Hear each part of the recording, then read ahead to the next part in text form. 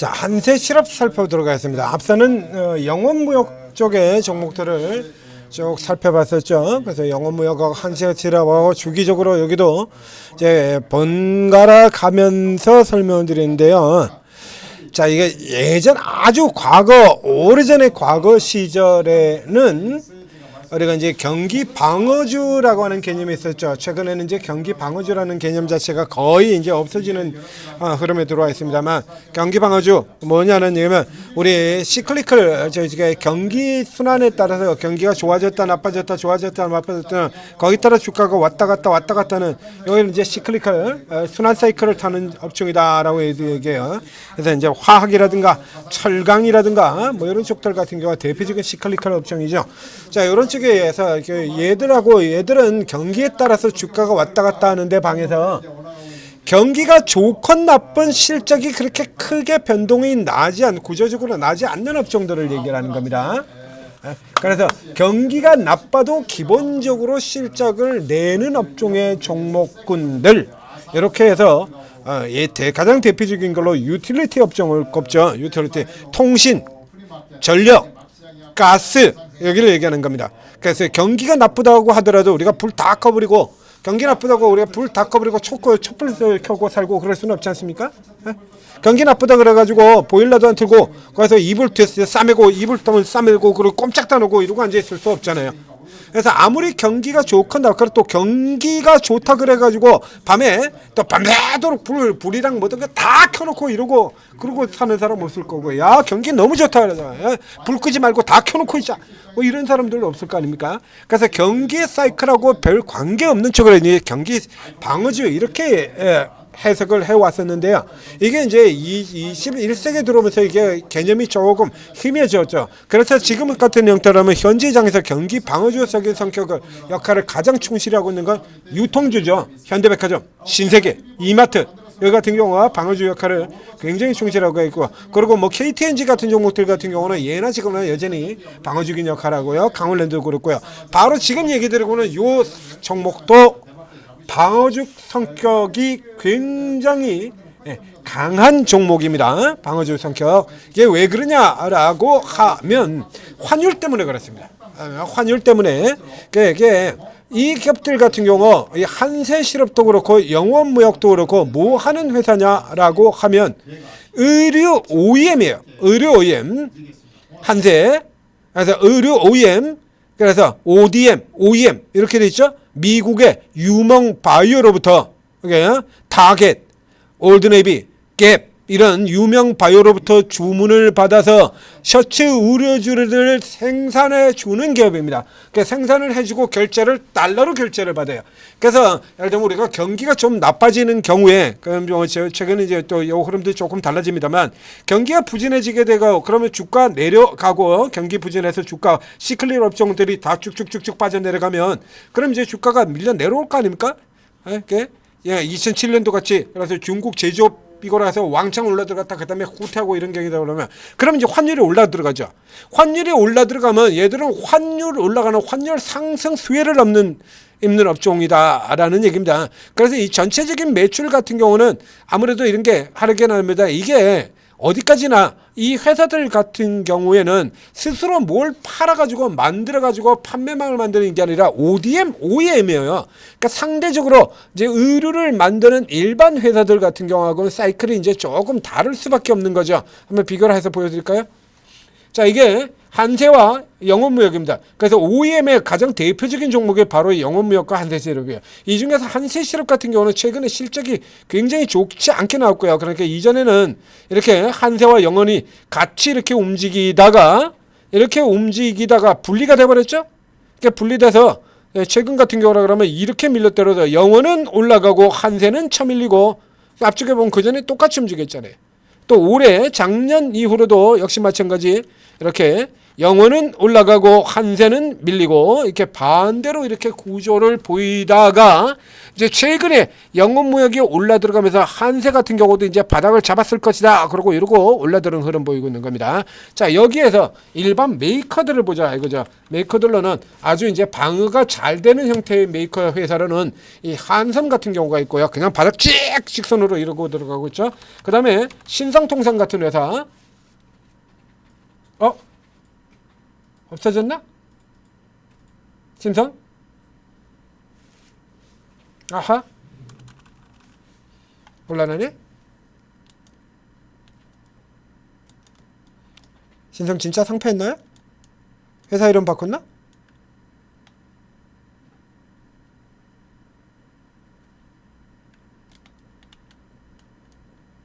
자, 섬유 쪽으로 들어가서 보겠습니다. 자, FNF 1위가 FNF네요. 자, FNF로 보자. 한섬 같은 경우는 뭐 거의 뭐 그래서 지금 보신 것처럼 주가 뭐 흐름을 거의 안 타고 그냥 직선으로 쭉 가고 있죠. 여기서 FNF 오케이. 자, 이런 종목들. 그 다음에는 여기 이제 붙일 만한 게 조광팩이라든가 이런 다 다른 종목들이니까요. 그다음에 뭐 또 이게 뭐 또 의류하고 신발하고 또 조금 개념이 다르긴 한데, 자, 아무튼 자, 요런 형태로 되어 있죠.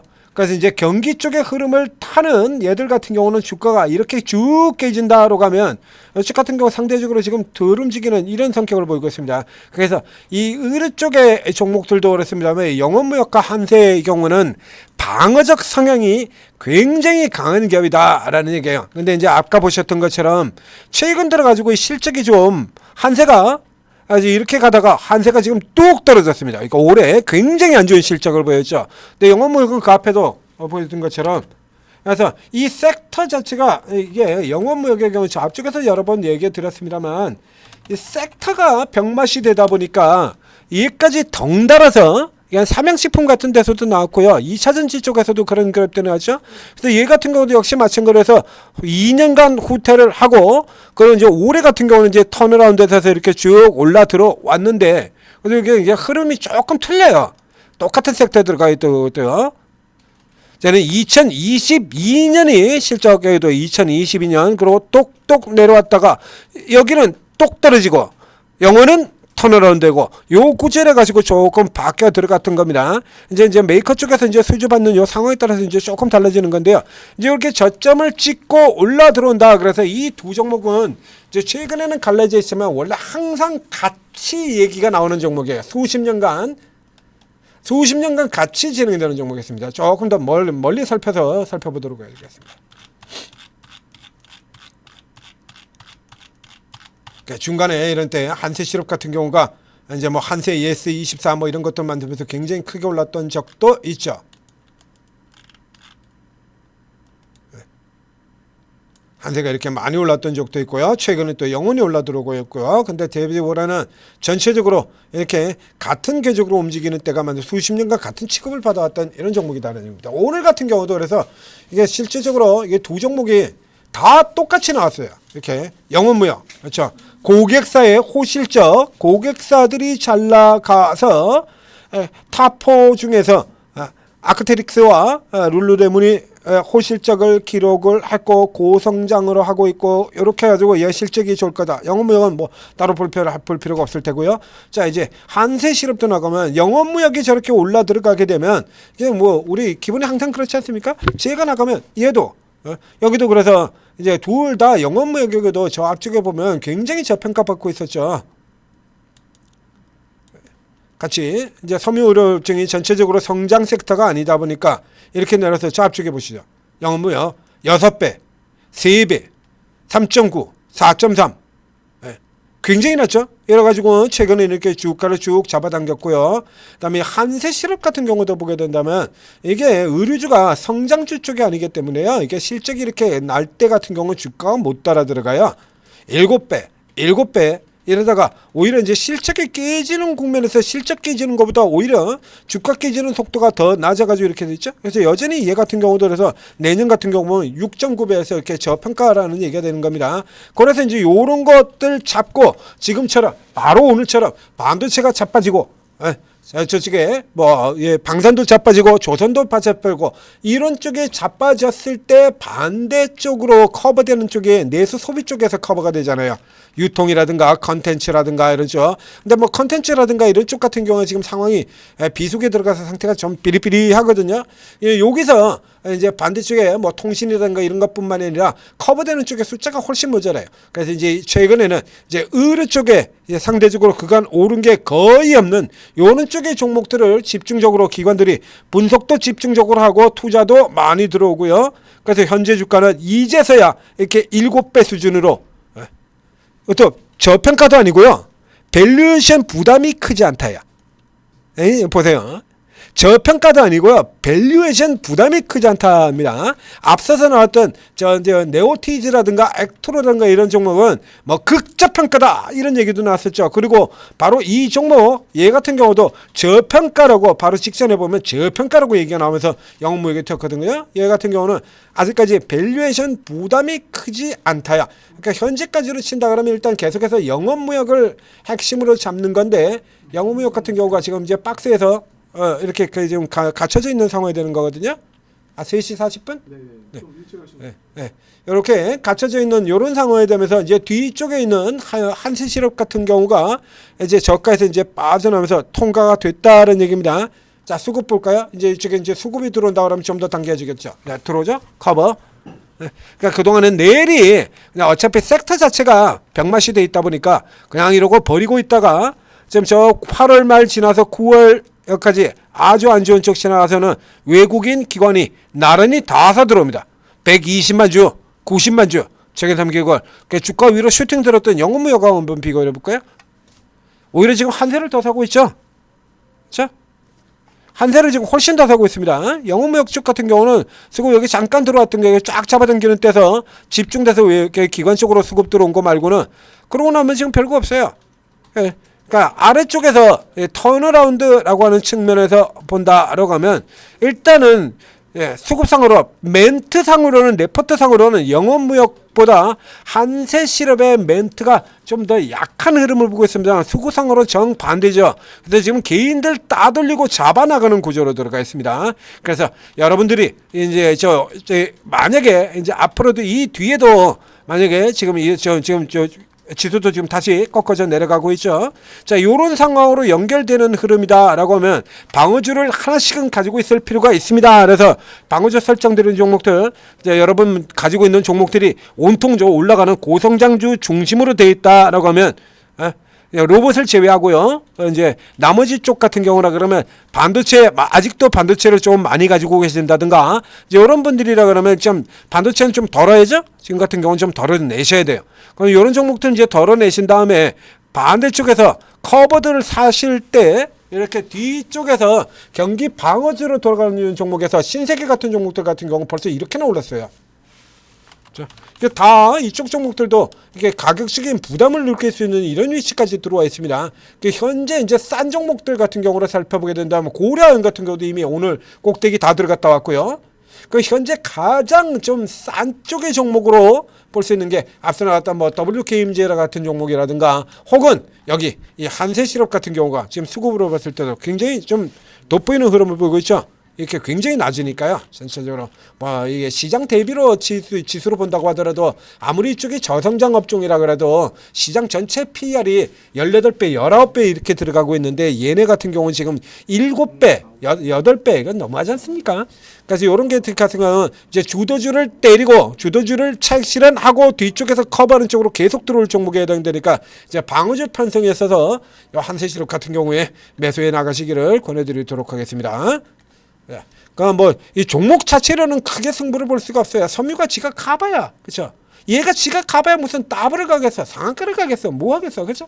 그러니까 종목 자체로는 그렇게 메리트가 없습니다만 여러분들이 만약에 이제 가지고 있는 게 온통 반도체만 가지고 있다 이런 상태라 그러면 그 중에 일부를 덜어서 그냥 유통이라든가 이제 섬유라든가 이런 종목에 사두게 된다라고 하면 약세 기간으로 이렇게 두들겨 맞는 기간 동안에는 그래도 아픔이 좀 덜 할 수 있다는 얘기죠. 그런 정도로 활용을 하시는 겁니다. 자, 전재투자TV 구독 좋아요 눌러주시고, 그리고 뭐 이제 욕심이 안 차죠. 자, 욕심 안 차죠? 그러니까 이게 욕심 차겠습니까? 어느 이제 상한가 종목이 7개로 좀 줄었는데 장중에 상한가 종목이 11개까지 갔었어요. 에이블 CNC 같은 종목도 장중에 상한가를 갔고요. 에임드바이오 상한가 갔고요. 에임드바이오 같은 거 이런 것들 들어가는 위치 이렇게 딱 다 잡아가지고 찍어서 드렸잖아요. 이런 거 들어가는 위치 저기 딱 잡아가지고 지금 찍어 드렸지 않습니까?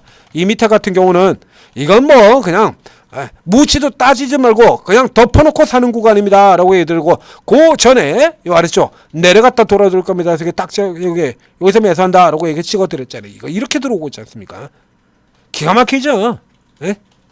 이런 거 요런 걸 찾아내 드리는 게 오르고에서 찾아 드린다라는 얘기예요. 오르고에 자, 구글 플레이스토어, 애플 앱스토어 각 앱스토어에서 한글로 오르고 검색해서 오르고 ATM 싹 설치받고 들어오시게 되면 우선 쭉 다 들어가셔야 됩니다. 이게 여러분 스타일도 모르고요. 여러분은 또 이게 전문가 스타일 모르잖아요.